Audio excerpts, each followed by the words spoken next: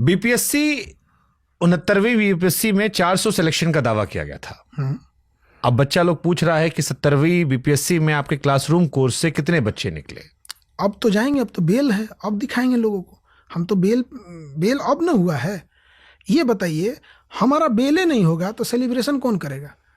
और दूसरा एक और था कि सारे लोगों ने और टीचरों ने भी और सारे जो मेंबर थे उन्होंने कहा था कि सर देखिए, पड़ोस में एक ऐसी घटना हो गई, किसी ने अपना भाई खो दिया और आप बगल में बैठ के सेलिब्रेशन करिएगा रिजल्ट का, अच्छा नहीं लगेगा।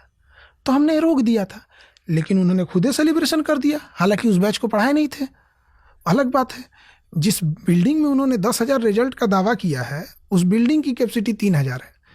ये हम किसी पे कुछ बोल नहीं रहे हैं, उन्हें भी पता है। जिस बिल्डिंग में उन्होंने कहा कि इसमें 10,000 बच्चे का रिजल्ट है, देखो, तो अब हम करेंगे जब उन्होंने खुद कर दिया। ये भी फर्जीवाड़ा चल रहा था कि 20,000 टोटल बच्चे हैं, आपने 12,000 दावा कर दिया, रोशन सर ने 10,000 दावा कर दिया, कुल लड़का पास हुआ 19,838।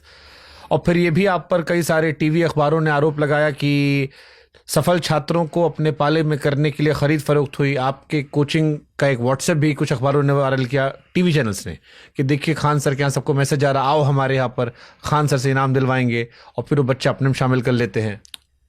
वो हमारे कोचिंग का रहे तब तो आप ये कैसे कहेंगे कि हमारे यहाँ का है? एक बात बताइए, उन्होंने जहाँ कहा कि 10,000 रिजल्ट, उस बिल्डिंग की कैपेसिटी 3,000 है। तो हो सकता है रिपीट पढ़ा रहे हो 2-3 बार।